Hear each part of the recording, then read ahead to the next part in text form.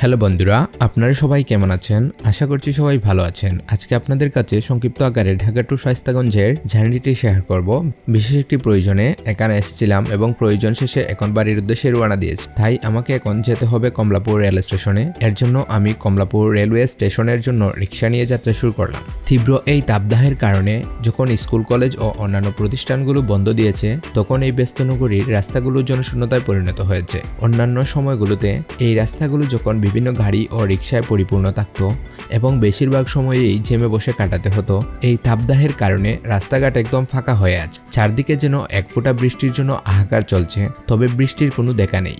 থাকবেই বা কিভাবে? চারদিকে শুধু বিশাল বিশাল অট্টালিকা আর শিল্প কারখানায় ভরে গেছে, আর এর জন্য প্রচুর পরিমাণে নিধন হচ্ছে গাছ। এই গাছপালা নিধনের প্রভাবগুলো ঢাকাবাসীরা এখন হাড়ে হাড়ে টের পাচ্ছে এবং আগামীতে তা আরও ভয়াবহ রূপ নিতে পারে। তাই আগামীর এই বিপদ থেকে রক্ষা পেতে গাছপালা ও বন জঙ্গল নিধন থেকে বিরত থাকতে হবে এবং প্রচুর পরিমাণে বৃক্ষরোপণ করতে হবে। না হলে হয়তো ভবিষ্যতে আরও প্রচুর উত্তপ্ত তাপের সম্মুখীন হতে হবে। এবং আমি যেই ট্রেনের টিকিট কেটেছিলাম সেটি কমলাপুর স্টেশন থেকে দুপুর 3টার দিকে সিলেটের উদ্দেশ্যে যাত্রা শুরু করবে। আমি অলরেডি অনেক লেট করে ফেলেছিলাম, তার জন্য আমার খুব টেনশন হচ্ছিল যে আমি ঠিক সময়ে কমলাপুরে পৌঁছাতে পারবো কিনা, না হলে আমাকে ট্রেনটি মিস করতে হবে। এ নিয়ে খুব টেনশনে ছিলাম। তারপর প্রায় 25 থেকে 30 মিনিটের মধ্যে আমি কমলাপুর রেলওয়ে স্টেশনে পৌঁছালাম। তারপর রিক্সাওয়ালা আমাকে ভাড়া দিয়ে দ্রুত চলে গেলাম স্টেশনের ভিতরে।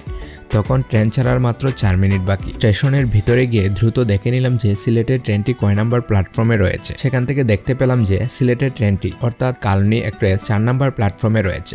এরপর দ্রুত 4 নাম্বার প্ল্যাটফর্মের দিকে যাত্রা শুরু করলাম এবং দেখতে পেলাম যে এখানে ট্রেনটি দাঁড়ানো অবস্থায় রয়েছে। দেখে মনের মধ্যে অনেক প্রশান্তি পেলাম। যাই হোক, ট্রেনটি মিস হলো না। এরপর দ্রুত ট্রেনটিতে উঠে আমার সিটে গিয়ে বসে যাই। এর অনেকক্ষণ পর ট্রেনটি আস্তে আস্তে সিলেটের উদ্দেশ্যে যাত্রা শুরু করলো। তবে আশ্চর্যের বিষয় হলো এটি, যেই ট্রেনটি 3টার দিকে যাত্রা শুরু করার কথা ছিল, এই ট্রেনটি সিলেটের উদ্দেশ্যে যাত্রা শুরু করলো বিকেল 4টার পরে। এই হলো আমাদের দেশের সময়ের গুরুত্ব। আর বাংলাদেশ রেলওয়ে কর্তৃপক্ষ সময়ের প্রতি এত দায়িত্ববান ও যত্নশীল, যার প্রশংসা না করে থাকতে পারলাম না।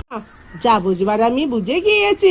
যাই হোক, এরপর ট্রেনটি ঢাকা বিমানবন্দরের কাছাকাছি পৌঁছালো। বাসে যাত্রার সময় সড়কপথে যেমন বিমানের ছোঁয়া পাওয়া যায়, তেমনি রেলপথেও রয়েছে বিমানের ছোঁয়া। বলেন কি? তবে এটি ট্রেনের গতির কারণে নয়। জানালা দিয়ে হঠাৎ দেখতে পেলাম বিমান উড়ে যাওয়ার এই দৃশ্যটি, যা সত্যি অসাধারণ লাগছিল। এরপর বিমানবন্দর থেকে ট্রেনটি আবার যাত্রা শুরু করলো এবং ট্রেনে বসে সূর্যাস্তের এই দৃশ্যটি আসলেই ভালো লাগার মতো।